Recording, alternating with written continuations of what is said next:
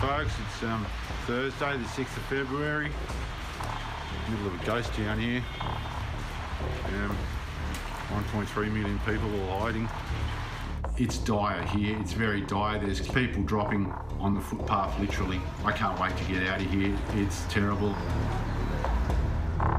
A city of 11 million people in lockdown.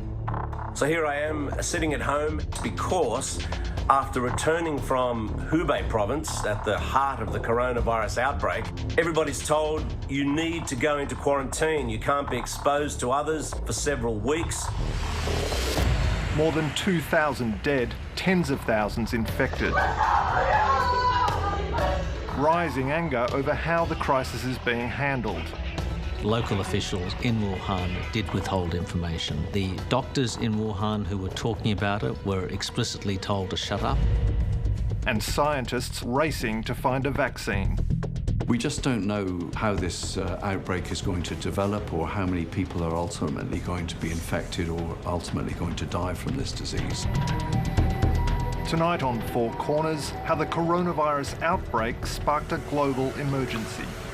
I'm absolutely fucking petrified. The police are actually knocking on doors and taking temperatures, and if people have got a temperature, they're dragging them out.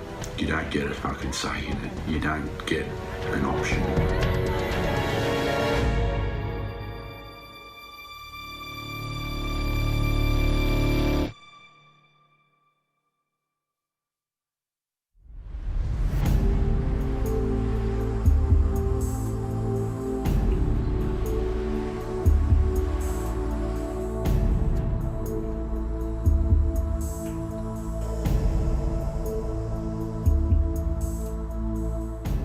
Wuhan is a very, very beautiful, charming and bustling city in central China. It sits on the banks of Yangtze River. It's a mega city. Wuhan is also home to the second most number of universities in China. People around the world come to Wuhan to study.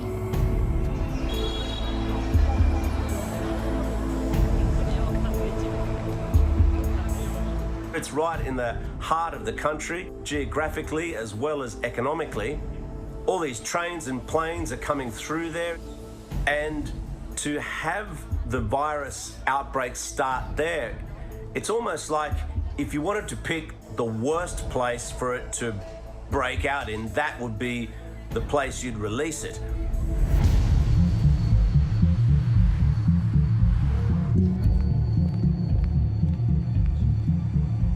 In early December, people in Wuhan begin falling ill with a mystery virus.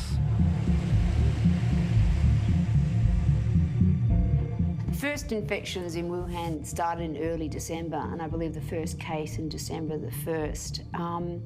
When a new infectious disease appears, it does take a little time to register and become aware that it's new. So there were people presenting with a form of pneumonia. Local doctors suspect the virus originated in the city's seafood and wildlife market. So we think the virus probably originated from bats because that's what the genetic data tell us, but often there's an intermediary animal host. In this case, they think pangolins might be implicated, which are a mammal, and that intermediary animal host might have been at the markets. We don't think that it's from eating those things specifically, like through the gastrointestinal tract, but more from handling them, from touching the contaminated meat. So somewhere in that market, we believe there must have been a contaminated animal source that infected the first cluster of humans. In late December, as the number of cases increases, doctors in Wuhan begin sharing information in a private chat group. Well before any of us knew about the coronavirus, there were people who tried to sound the alarm. So there were a group of whistleblowers who'd heard that there was this virus cluster, and they started speaking about it. Now, in particular, there was one doctor, Li Wenliang. He posted on a chat group with his former university classmates that people had been coming in with what he thought was the SARS virus. 7 SARS cases were confirmed in the Huanan seafood market. The main mode of transmission of the virus is droplet transmission at close range or contact with respiratory secretions of patients. This can cause a special pneumonia that is evidently contagious and capable of affecting multiple organ systems. It is also called SARS. The patients were isolated in the emergency department of a hospital. Everyone, please be careful. That's scary. SARS is back. The outbreak revived the spectre of SARS, another type of coronavirus, which killed 774 people in 2002 and 2003. The reason why they would have been so concerned at the prospect is this was SARS was threefold. First of all, SARS was super infectious. Second, it had a relatively high mortality rate of 10%. And third, a large number of healthcare workers actually died from SARS because of the complexity with stopping transmission. And I think that was the real concern. On the same day as Dr. Lee's warning, the Wuhan Health Commission sends an urgent internal notice to hospitals on the treatment of pneumonia of unknown cause. Some medical institutions in our city have seen patients steadily with pneumonia of unknown cause. If you find patients with unexplained pneumonia, actively adjust the resources and treat them on the spot. The notice warns them to keep the outbreak quiet. Without authorization, no units or individuals shall release treatment-related information to the outside. I have no doubt that local governments have reported the situation to the central government. So local governments were not accountable to the people at that time, but to the central government. They adopted the policy of concealing the truth from the public, but starting to control the epidemic internally. This contradiction prevented them from properly mobilizing to deal with the spread of the epidemic. Dr. Lee and the other doctors continued to share information. Be careful. The WeChat group of our class has been banned. The latest news is the coronavirus infection has been confirmed, and virus classification is in progress. Please don't spread the word and ask your family and loved ones to take precautions. Do not go to the Huanan seafood market in the near future. So when this group of doctors, I think they were university classmates from Wuhan, began sharing the information they had about a strange new virus on this sort of joint WeChat group, they were doing what you'd expect medical professions to do, to try and sort of pool information and see what was actually happening. But of course, that's a kind of dangerous thing to do in China. I think there's little doubt right now that local officials in Wuhan did withhold information. They've admitted as much. The doctors in Wuhan who were talking about it were explicitly told to shut up. Dr. Lee and his colleagues are hauled in for questioning by Wuhan police. After investigation and verification by the public security organs, 8 offenders have been summoned and handled according to law. The police will investigate and punish with zero tolerance those illegal acts that fabricate and spread rumors and disrupt social order. Dr. Lee was disciplined by his own hospital.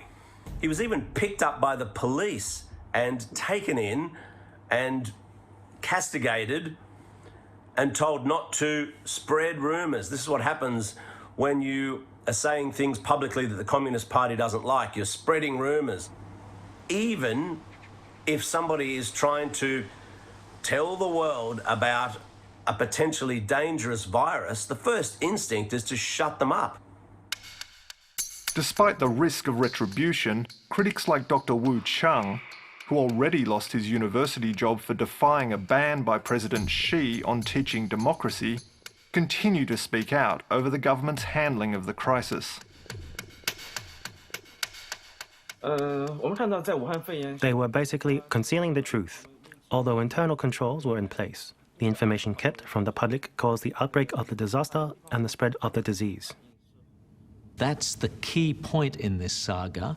You know, they lost about 2 weeks, maybe 3 weeks, just when the virus was at its sort of nascent point, just at a time where they could have traced it, just at a time where perhaps they could have checked it more substantially, but that was lost because it got caught up in the politics of the information flow and information surveillance in China.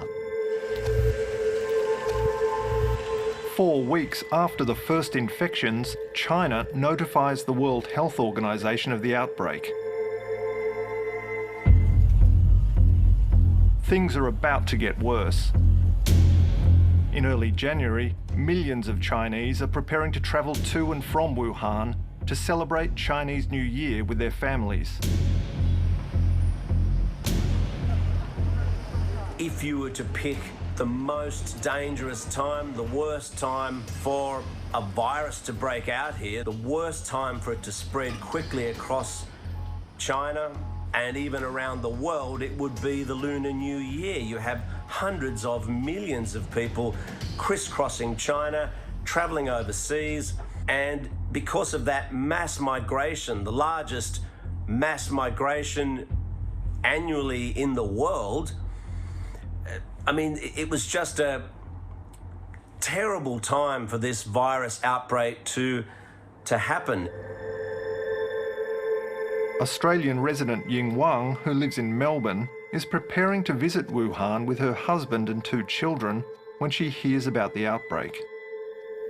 It was a couple of days after our Christmas holiday in Melbourne. I got a video sent over from my cousin in Wuhan, and according to the video, there was suspected SARS-like pneumonia. And I asked my cousin, should I cancel my trip? We waited until probably the first week in January. And then there was an official announcement from our local government back in Wuhan saying that the disease was controllable. And then it sort of, I feel relieved. So we went out. We went out with our trip. Ying Wang and her family arrive in Wuhan on January 9. That same day, a 61-year-old man who had visited the seafood market becomes the first person to die of coronavirus. His death is kept quiet for 2 days.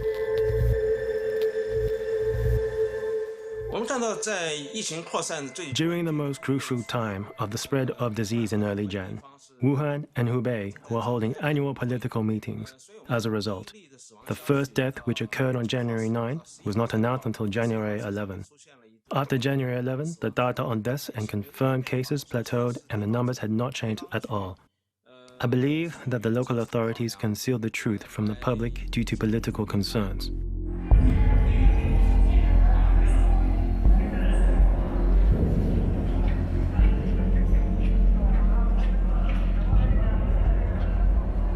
On January 22, the government finally acknowledges the gravity of the situation at a press conference in Beijing. 病毒存在变异的可能，疫情存在着进一步扩大的风险。当前政治春运人员流动性激增，客观上加大了疫情传播的风险和防控的难度，绝不能掉以轻心，要高度警惕。 9 people have died and 440 people are confirmed to have contracted a mysterious coronavirus as China works to stop it spreading during the Lunar New Year travel rush. It was 22nd of January. That was the turning point. It was Wednesday, and just bad news started coming in. It started with the Chinese official news saying that it's getting much worse than they expected. And then all of a sudden, I think it was the next day, 23rd, I remember, I woke up quite late, like 10 a.m. And suddenly, my dad just told me, oh, we can't go out now. We can't go out, we can't get out of our apartment.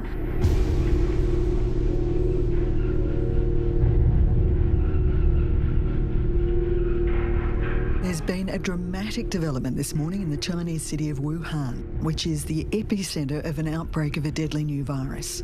All public transport, buses, trains, ferries and the airport have been shut down as authorities scramble to contain the spread of the coronavirus.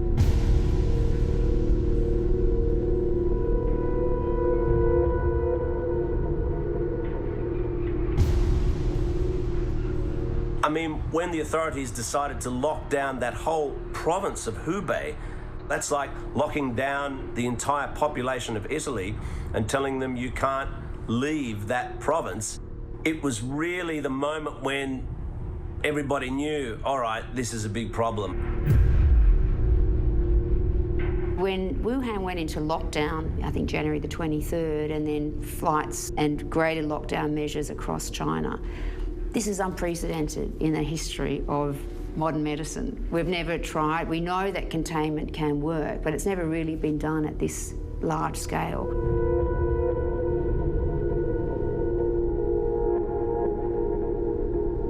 The day I learned that Wuhan was in lockdown, I felt quite shocked, and I immediately started worrying about food supply, and I had to stop everything on the day, just started messaging everybody to find out, is that really the official news? How serious is this announcement? By late January, Wuhan's hospitals are struggling to cope. And medical staff are under intolerable pressure.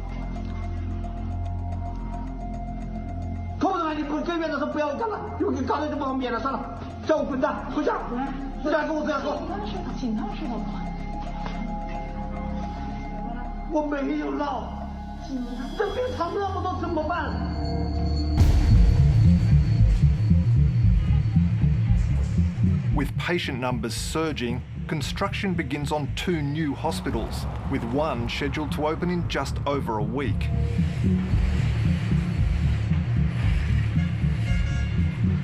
Even though Chinese authorities have effectively shut down several cities, the World Health Organization says it's not yet a global health emergency.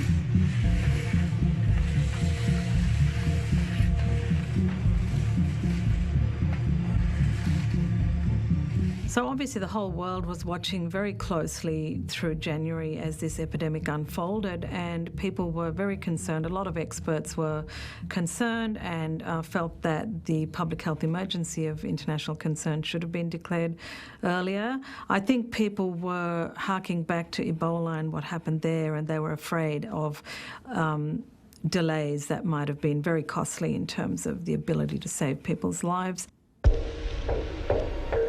Australia's first case of coronavirus has been confirmed in Victoria as New South Wales announces it has 2 probable cases.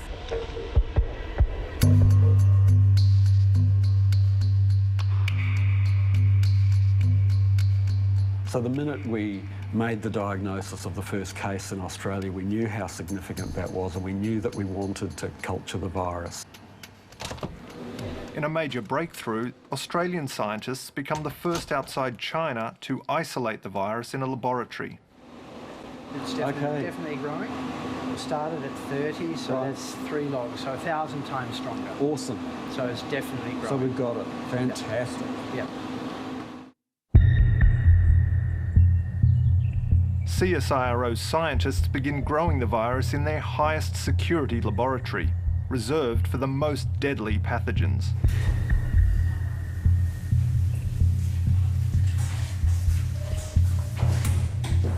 We don't actually know how dangerous this virus is. We know it kills people, but we don't know how many, and we don't know exactly what the mechanism is by which this virus kills people. So at the moment, we're taking the highest level of precautions.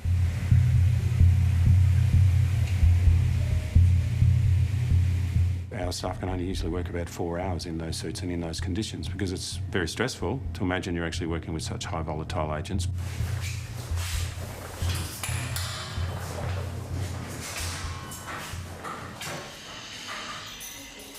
The most important thing that we're doing at the moment is growing the virus to produce more of it so that we can understand more about the characteristics of this virus and also how it behaves in our biological model so that we can see the progress of the disease. So we will then introduce the virus into our test animals, on this occasion ferrets, because their respiratory system is very similar to humans. And the idea here is to understand how that infection progresses and how it behaves. This is very important for us to understand, because if we can't understand how the infection progresses and in which way it progresses, we can't understand how vaccines work.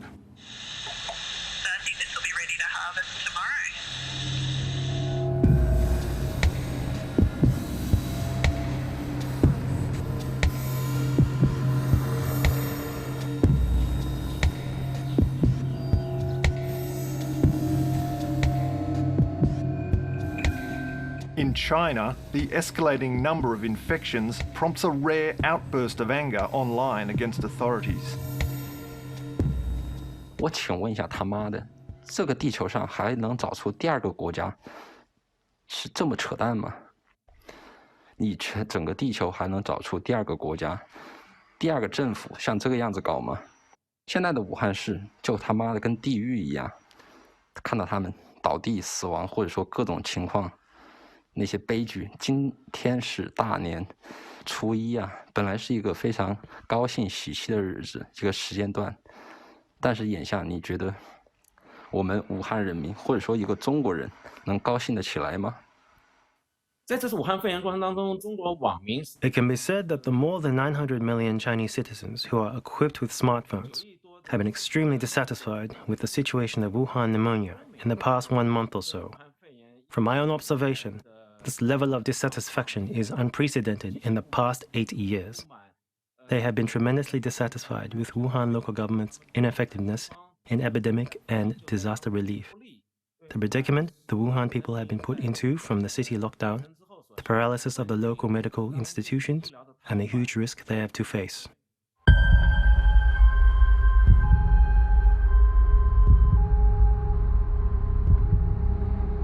As authorities desperately try to stop the virus spreading, Wuhan is effectively cut off from the rest of China.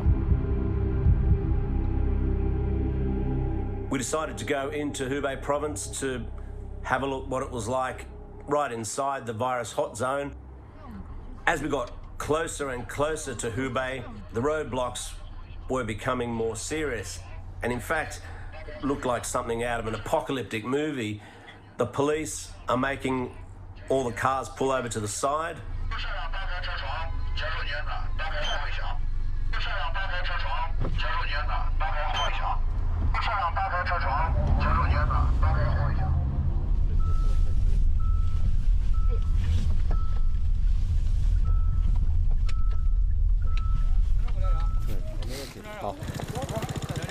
So basically that's the border that way. The police have told us that we can drive in, but we can't drive out. We drove through a series of ghost towns. I mean, nobody on the streets, shops closed, the shutters were down.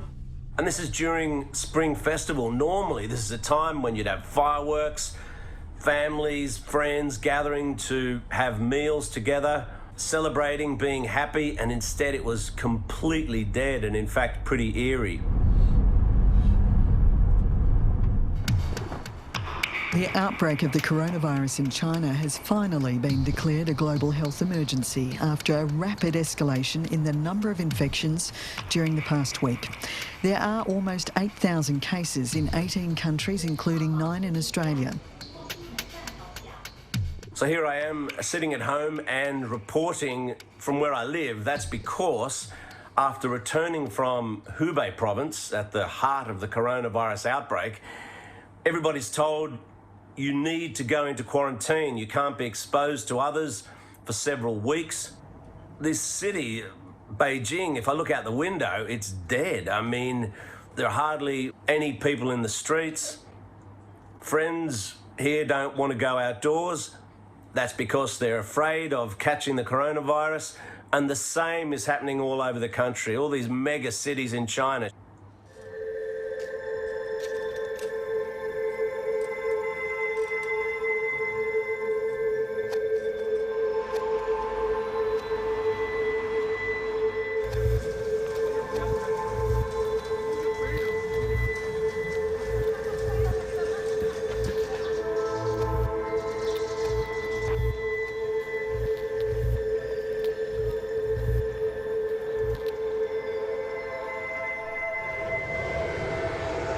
The government is taking drastic action to stem the coronavirus.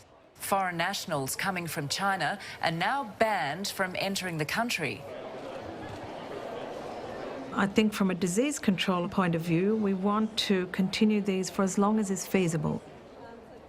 There's just so many major economic consequences of the travel ban that I think at some point we'll have to make the decision to lift the bans. But if we can keep them going as long as possible, that will be beneficial from a disease control point of view. Hundreds of Australians remain trapped in Hubei province. So this is a view from my window, and it's been really good weather today, but we're not going out. And this is our central garden at level 6. So it's a bit shame that we're stuck at home. Otherwise, it could be a really good day out. I really just want a more firm answer from anywhere, really, from WHO or my local government. So how bad really is? I'm still having this question. How serious is this whole pandemic? Even though every day we watch the numbers, infected number of people, also the death toll keep going up. Just, yeah, I need to, I don't know. I need somebody to assure me this is, I don't know, I feel like the end of the world.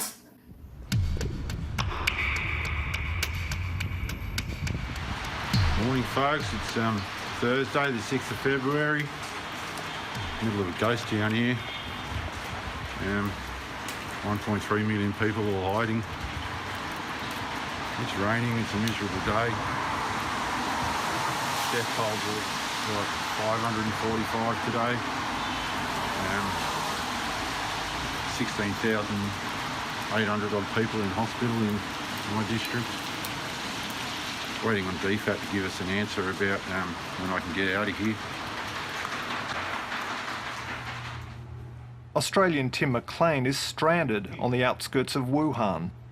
He's trying to get his Chinese partner a visa to come to Australia. Foreign Affairs just contacted me. I just hung up the phone.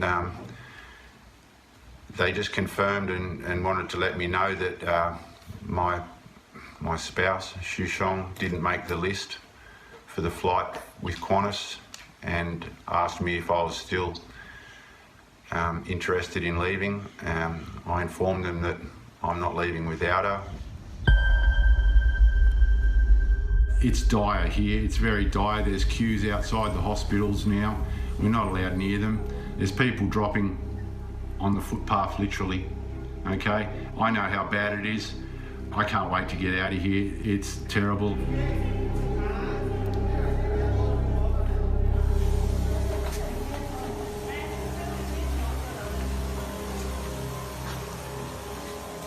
So this is them spraying right outside our front door.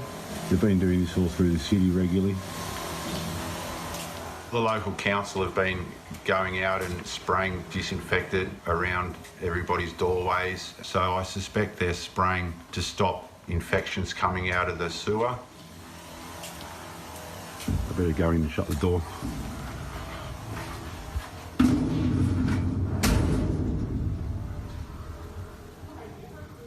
I've seen medical folks turn up 2 doors away from me, 20 metres from my front door, and take a lady away that was infected.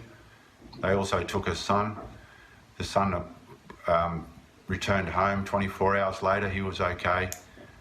We haven't seen or heard of the lady since. So people have been concerned about the human rights aspects of quarantine and isolation of cases, quarantine of contacts, etc., and that's been happening on a very large scale in China, but also in Australia and other countries. From a disease control point of view, putting aside other issues, from a disease control point of view, it works.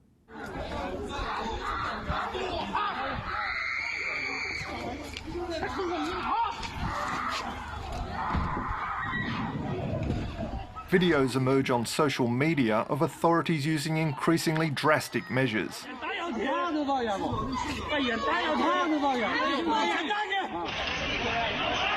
强行啊，一家4口啊。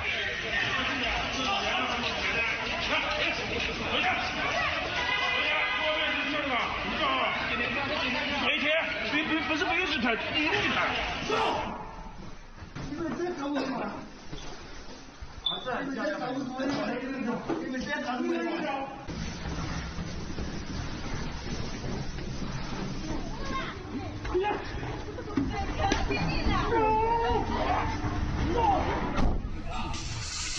Around China, residents post scenes claiming officials are welding the doors of apartment buildings shut so people can't get out. 哎，那个是门吗？才敢那门哦，把门封的了。你看那个电焊工在那块焊的，那中间是一个门，你看，可怕。把门洞都焊死了，不让出屋了。下一个就是我们6号楼了，就是我家了。I'm very concerned about getting this virus. I'm not even 100 metres away from one of the hospitals that's full. I've seen people entering that hospital. I've seen people getting rolled out on stretchers out of that hospital. It's literally across the road from where I come out of my apartment. Now, that's concerning. My hospitals here are full. We've run out of medical supplies here. There's no PPE or personal protective equipment available anymore, so the doctors are all gone to the bigger hospitals. They're shipping our sick and our, the people that are in bad condition, they're taking them to Wuhan. The Wuhan hospitals are also full now.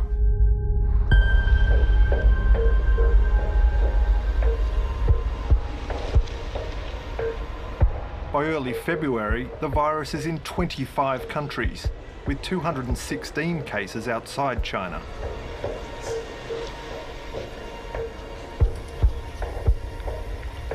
The most likely way that the virus is travelling outside of China is by infected people.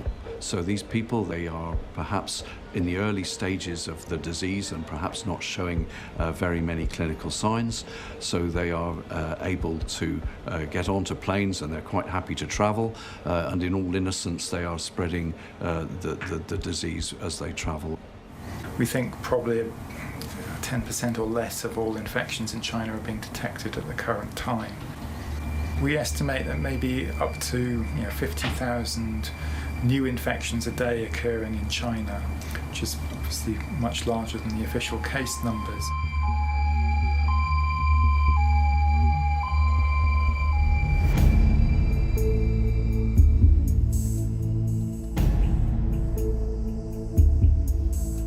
Almost 4,000 passengers, including more than 200 Australians, have spent their first 24 hours officially in quarantine on board a cruise ship off Japan.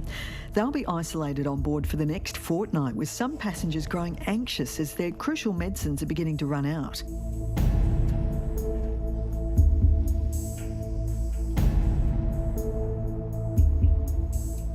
We know that cruise ships are at high risk for outbreaks. It's well documented that you get outbreaks of influenza, norovirus, gastro, and so on cruise ships.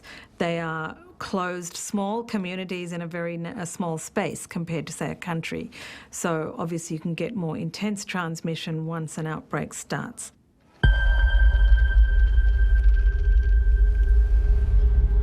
Shocking news breaks that the man who had first warned of the outbreak has died of coronavirus.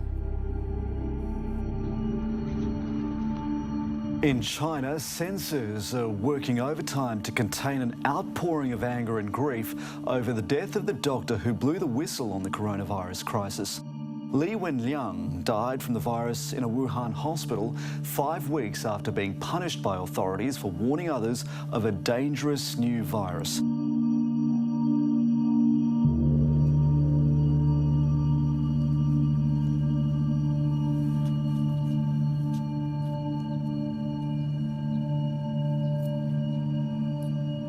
There was a huge outpouring of grief, anger, frustration on Chinese social media, and not just from so-called netizens, you know, on Chinese-style Reddit forums or something, but from the Supreme Court of China, who put out a statement saying that, you know, these doctors were heroes, they should have been allowed to do their job.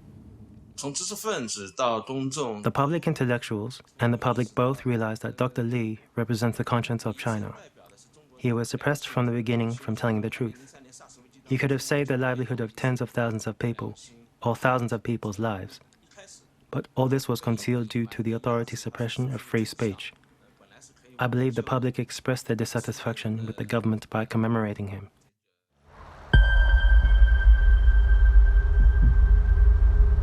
The death toll reaches a critical milestone, overtaking the numbers killed by SARS.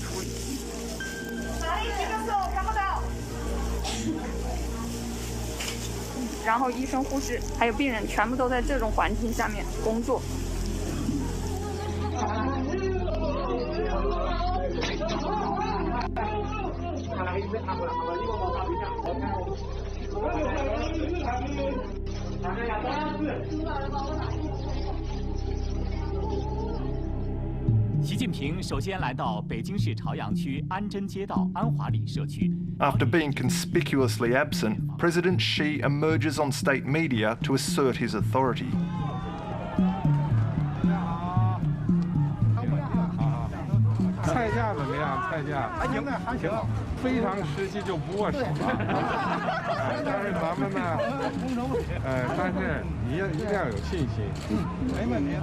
Xi has really lost control of the narrative, and he's struggling to get it back. Now, if that goes on, if they don't get on top of the virus, then that can really damage Xi's image, I think, even with ordinary Chinese people, and that has potentially profound implications because 2-3 years down the track, when he's meant to be reappointed, maybe his enemies will use this against him.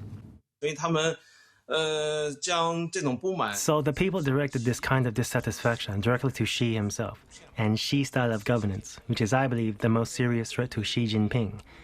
This is because the foundation of his power is based largely on populism, and the loss of this populist foundation will undoubtedly destabilize his position in the party. Australians still trapped in the coronavirus epicentre in China are tonight preparing for a second attempt at an evacuation flight to Darwin. There is a seat available for my partner Sean and myself on the next available flight out of Wuhan, which apparently is leaving at midnight tonight. We've got 3 or 4 hours to get to the airport. They've sent us all our passes, etc., so we can get through the checkpoints.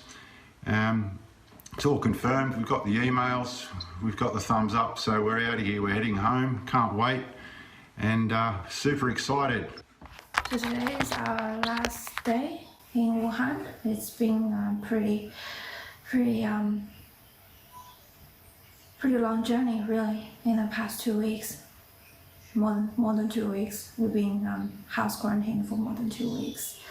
So tomorrow we're going to get out and go to the airport and come back to Australia. So it's still unreal for me.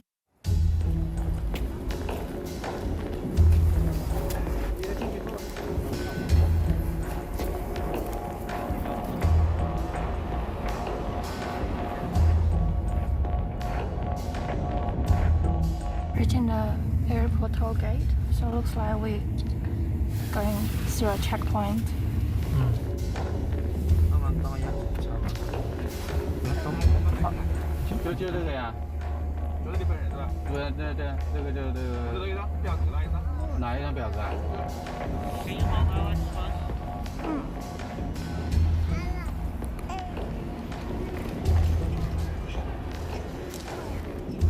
It's 2:30, kids are not asleep. I'm super tired. We're still waiting, about half of the plane, still waiting to be cleared of security and passport control and stuff. A lot of paperwork, a lot of screening, a lot of questions. It's just very, very stressful, really. Let's go. Out of here. Yes, we're out of here, going home.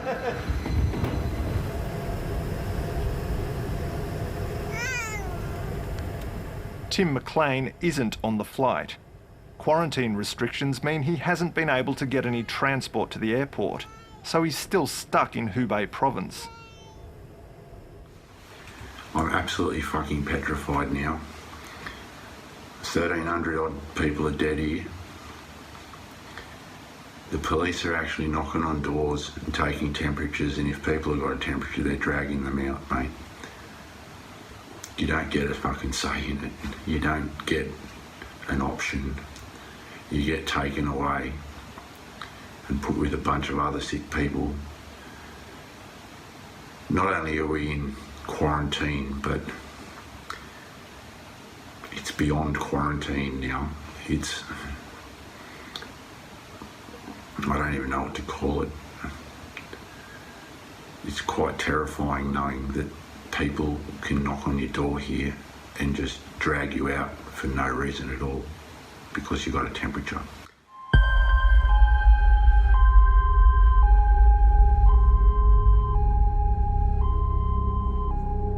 At the moment, we don't have a good understanding of the real mortality rate for the novel coronavirus. It's estimated about 2%.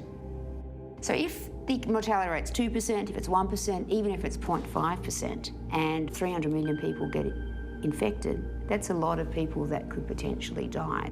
Because if you think back into the Spanish flu, enormous numbers of people died, but the actual mortality rate was less than 1%, but a huge number of people were infected.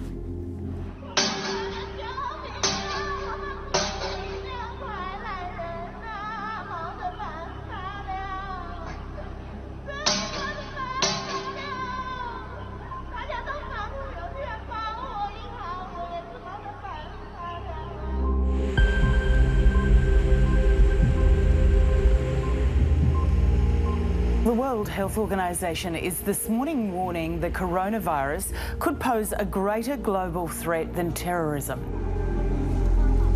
A virus can have more powerful consequences than any terrorist action. And that's true.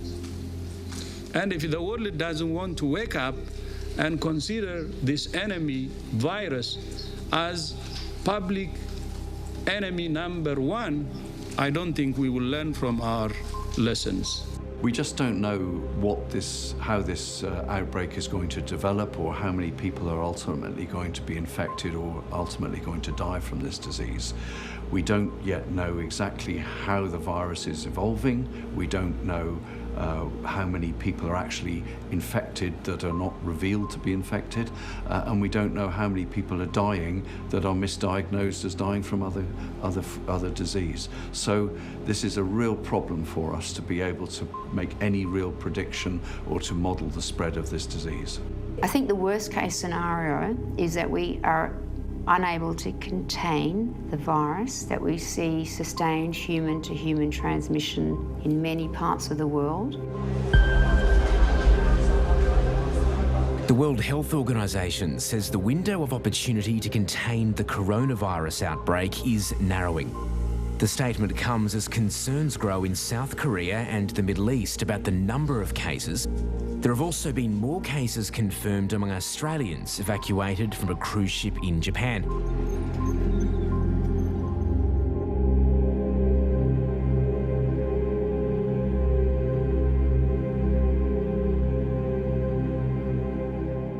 So I really don't know what the near future is going to bring. We've got no information about how long we're going to be in here. There's no indication whatsoever. I've got sick people living next door to me. I've got sick people above me. I've got sick people across the lane from me. Some of those people have got chains on their doors so people can't access them because they're ill. I'm hiding from a virus that you can't see and a government that you don't want to muck around with.